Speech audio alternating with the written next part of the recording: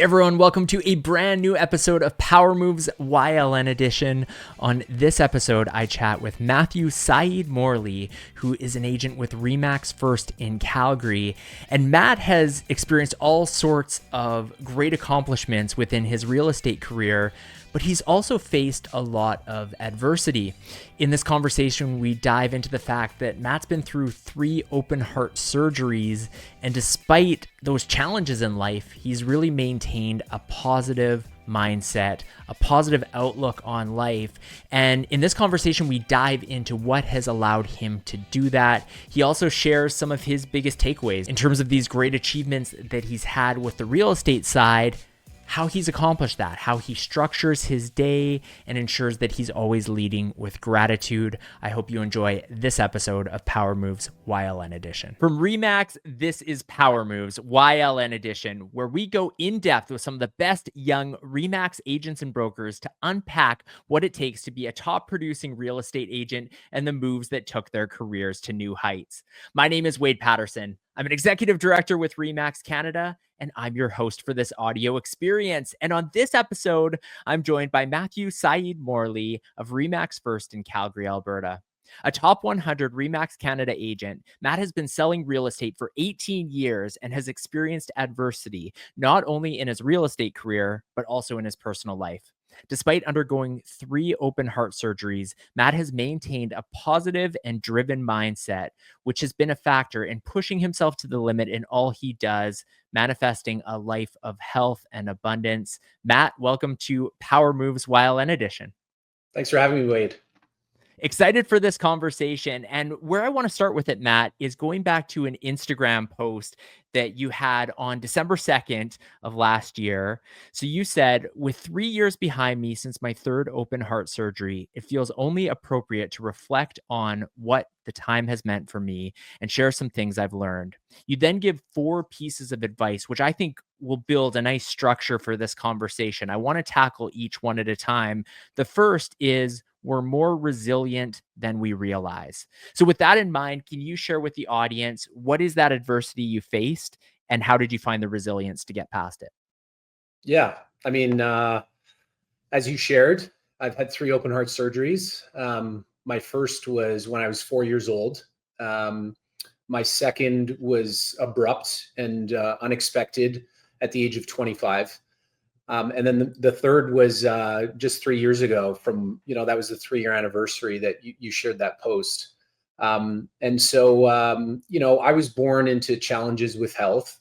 I feel that my life has really moved in a direction of understanding the challenges of life due to that. A lot of people don't necessarily have the ability to prepare for that adversity. For me, I was born into it. And so a lot of the challenges, I've had ongoing since birth. But as you build a family and, become more successful, those challenges become more hindering on your life. And so each of those stages, each of those surgeries that I've experienced, I've faced different adversities in life, related to just different stages of chapters of life. So I would imagine that it's one thing to say, okay, it's great to have a positive mindset, but it's another to actually put that into practice. So is this something that you've had from a young age, that positive mentality, or did you have a bit of like an aha moment at some point in your life, or what changed things for you that you were able to look at things so positively? yeah, I mean, I think it was probably a bit of a combination of both. Growing up with the understanding that my life was fragile and this heightened self-awareness that I kind of had a clock ticking, so to speak, in some ways. I think that kind of radiated through my life, from a very young age, living a little bit recklessly, a little more freely, taking a very, kind of spontaneous approach to life, knowing that, there was this level of, fragility in my life. And so, and then, as I approached my second surgery at the age of 25, that's when I would really say things started to shift. You know, reciting affirmations, you know, meditating, focusing heavily on, you know, manifesting, you know, the direction of life that I wanted to, you know, embracing gratitude, all that kind of stuff. And that came through, you know, listening to audiobooks and just reflecting on what my life meant to me, you know, at that stage of time. So, And was there a specific, like you mentioned audiobooks there, was there something specific that really triggered you to take that mindset, or was it a collection of different books that you went through? yeah, it was definitely a collection of different books. You know, my third surgery, I have two young children, and I'm married now. So, you know, my second surgery, I was a bachelor. You know, life was a little bit less. I didn't have as much commitment in my life. But you know, this most recent surgery definitely changed things a little bit more dramatically because I had so much more to lose. So I wouldn't say it was one instance in particular or one audiobook in particular, but just a variety of you know, books and understandings of gratitude and living a life that I, you know, want to be proud of. So. Are there times in life where that positivity has been challenged though? And I ask that because like it's difficult, right? It's one thing to have that mantra and to go through your day with the affirmations, everything like that. But then sometimes life throws you some punches in the face that you can't be ready for. And I'm curious, I mean, has there been a time where you've really been challenged to keep that positivity? Yeah, I mean, to be totally honest, you know, without going too far into the personal aspects of life, I have a connective tissue disorder called Ehlers-Danlos syndrome. That's directly related to the issues that I have with my heart health. And so I suffer from chronic migraines. I suffer from chronic pain related to this connective tissue disorder that I have. And so, yeah, I mean, you know, to be vulnerable and to be totally transparent, I struggle with that on a regular basis because there are days that I'm trying to be the best version of myself, but you know, I don't feel good. I'm struggling with chronic pain. And so outside of the cardiac side of things, I'm reminded on a regular basis that our time on this earth is short and that we have to make the most of it, no matter, you know, what challenges we're facing. So. Well, that ties into the second point that you had on this Instagram post, which is time is our only true currency. So can kind of unpack that idea a little bit more? Yeah, for sure. You know, as we go through our lives, we have the ability to, you know, generate wealth or build relationships, experience certain aspects of life that maybe other people don't, or, you know, things that are important to each of us. And the reality is that, you know, while we do get to, you know, experience those unique things, ultimately we all have a clock that's running and we don't know when the time is going to run out. And so, to put our energy into things that are highly important to us, you know, that are aligned with our core values or our priorities in life, you know, whether they're family or giving back to community, supporting our clients, you know, whatever the case may be, truly that's the only currency we have. And so, you know, elevating our mindset for the significance of that time that we have on a daily basis, for me is how I really try and focus to begin and end my day.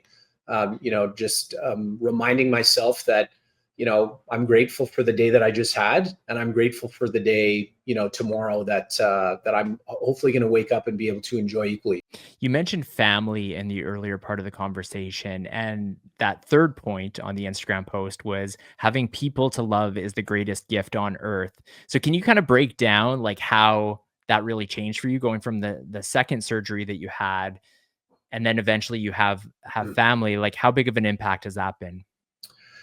Yeah, I think you know, the most recent surgery that I had so much more of a significant impact because there were things that I had to go through that I, like most people, didn't want to. You know, for instance, you know, at the age of 38, having to write a will, and go through the process of writing potential goodbye letters to your children and your spouse. You know, not to be morbid, but you know, I don't have control over that phase of my life, and so accepting, you know, the reality that, you know, my time on this earth is short, and trying to be present in those moments and trying to continually share with my loved ones how much they mean to me, was actually a beautiful thing, but it was also very challenging. Unfortunately, none of us, whether we're healthy or not, get to choose when our time on this earth ends. And so to go through that process and embrace it and feel grateful for the time that I've had and accept the reality that maybe that was the end for me, was an experience that I wouldn't trade for anything. It was very eye-opening, very emotional, but very peaceful at the same time. So. And then getting into the last piece of advice, the final words of wisdom you had in that post, talking about showing up for yourself and the connection of outputting energy leading to success. Can you break down that energy concept? Because when you and I were messaging each other back and forth talking about this podcast interview, that was a piece that you had that you wanted to touch on is the importance of that energy. Can you break that down? Yeah, I mean, I think we all owe it to ourselves to give our lives the utmost respect and effort that we possibly can. I know for myself, whether it's, showing up for clients, showing up for myself, showing up for my kids, in those moments that I don't want to do what I have in front of me, the tasks at hand, the strenuous activities, getting up at 5 a.m. to hit the gym, and I had a crappy sleep the night before. I was up late negotiating. Like the thing that I remind myself every day is that, I'm not sure I get to repeat this next week, next month, next year. And so for me, that's really motivating that, I do the best that I can with what I have. And I show up because I have a responsibility to do that, to live my life to the fullest. Because as I mentioned, none of us know when our time will come. And my hope is that I'm going to live a really long, full life, and approach 100 years on Earth. Like, that's the mindset that I have. But the reality that none of us get to control that time is present in my life every day. And so for me, it challenges me every step, and for me, it's the mindset is one more rep. So whether I'm physically at the gym or I'm at the office or my kids are asking me to come down and play, the thing I remind myself of is that I've got enough juice to just push it a little bit further. And that creates a ripple every day in my life.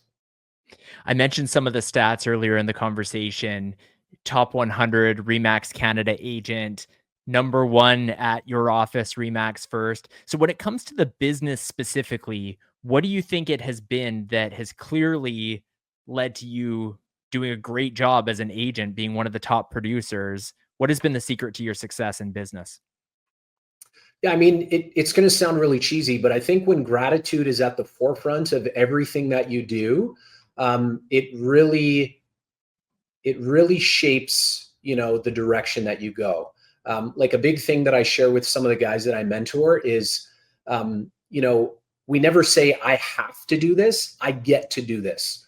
So I don't care how miserable or, painstaking, something is, we still have the privilege to get to do those things. And so I think when you realign your vocabulary and your mindset to direct you that you have the ability and you're fortunate enough to do those things, like it really reshapes everything. And so, going through life on a day-to-day basis with the idea of gratitude, whether I'm physically in pain or I'm feeling incredible, to say, hey, I get to do this today. I get to serve these clients. I get to represent my family. I get to show up each day and be the best version of myself. I don't know, like even just saying it gets me excited. Like it gets me jacked up. And so, and that journey took a long time. That's not something that, at a young age, I woke up feeling. But, going through affirmations, I am happy, I'm grateful, I'm blessed. I have a whole list of things that I've memorized and I say literally a dozen times a day. And so it just shapes my mindset, and, life's hard. Like I'm not trying to candy coat things, but I think when we just shift our verbiage, when we shift the way that we approach things, like it just has the opportunity for us to really look at things differently. Well, I'm glad you mentioned kind of the process with the affirmations, and I'd like to, if possible, unpack that even further and talk about like how do you like what are the things you're doing every single day to break that down. So, like you mentioned, you have these affirmations. Like, when are you saying them? Like, do you have that time blocked into your schedule? Is it when you remember to do it periodically? Like, what are some of these steps you think people who are listening or watching this episode could start implementing on a daily basis to hopefully gain some of that positive mentality? Yeah, totally. I mean, the affirmations and the meditation are almost like an impulse. I do have a bit of a routine in respect to how my day starts and how my day ends. And so, first thing in the morning, I'm up at 5. My feet hit the ground. I go through my affirmations. And then there's a little bit more of a spontaneous component. Like if I'm feeling overwhelmed, I'm dealing with a stressful situation, I try and bring myself down, whether that's through meditation or reciting my affirmations, which a lot of people would say actually is a type of meditation, because you have the ability to block out external noise and some of your emotions. But yeah, I mean, the affirmations, like in all honesty, have really guided me through some of my most challenging times because it gives me the ability to bring my life down to absolute zero where I'm just grateful to exist. The bills don't matter. The deal that just collapsed doesn't matter. Maybe the way I'm feeling about myself or the challenges that I'm experiencing, with friends or family, you have the ability to come down to a baseline where you're just grateful to exist.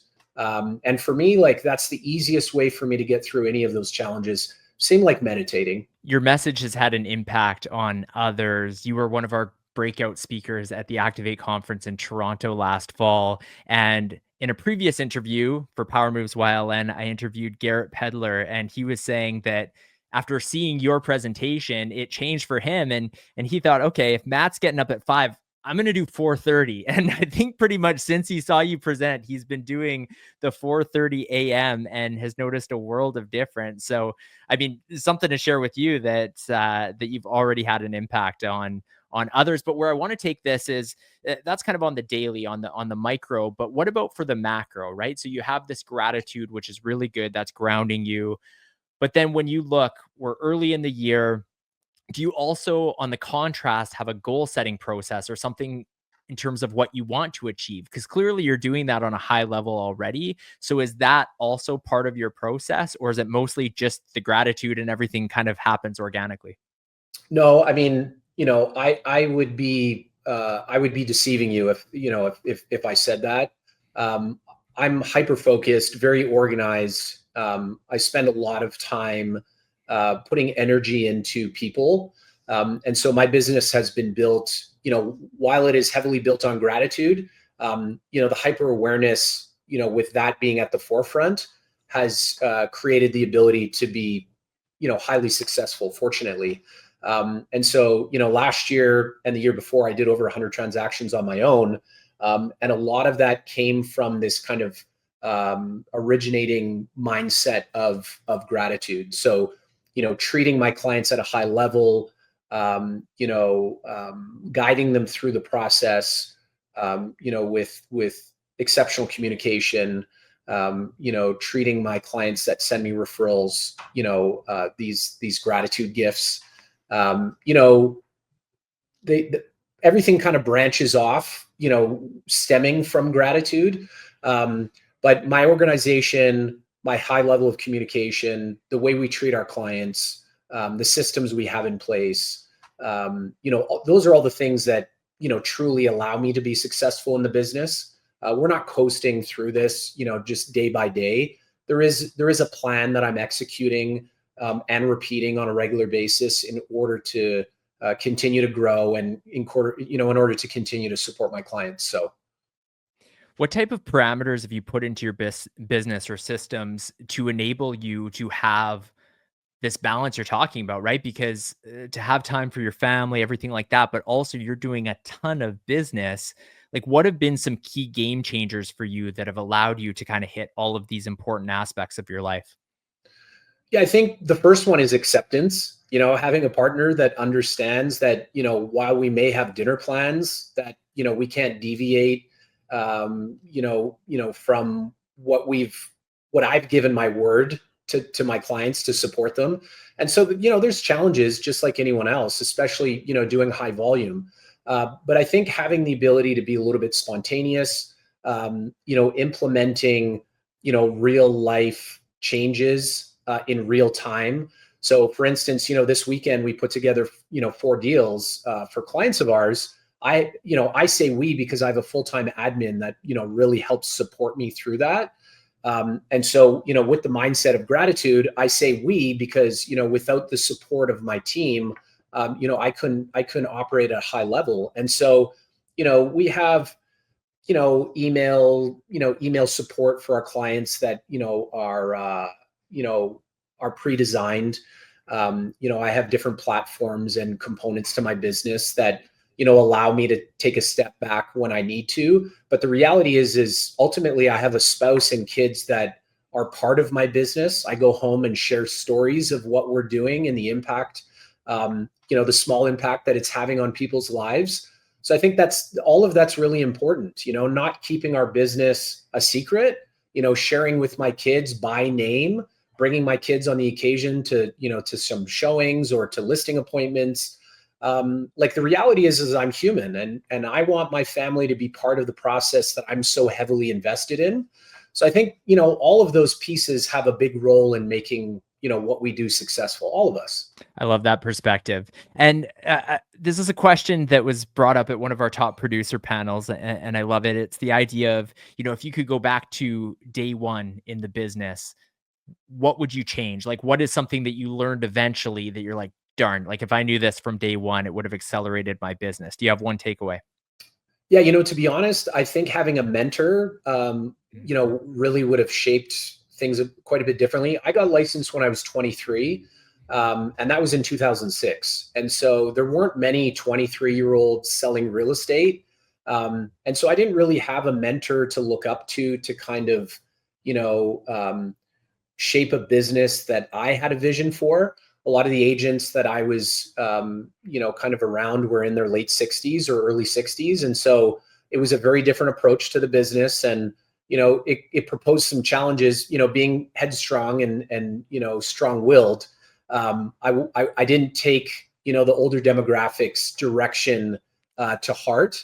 And so I think having a mentor that would have, probably helped accelerate my success, because there would have been maybe just a little bit more advice, a little bit more direction, someone to lean on in respect to some of my marketing approaches and stuff like that. So I think the biggest thing that I try and share with the guys that I mentor is that, that's a high priority item, is being around like-minded people, around someone that's invested in your business and, willing to take the time to support you and give you just, really great advice on personal life, but also, with your business. So I love that. Matt, this has been a great conversation. I think your perspective, your mindset is so admirable. There's a question we like to ask at the end of every Power Moves YLN Edition interview, and that is, what is your power move when it comes to real estate? What is the thing that sets you apart?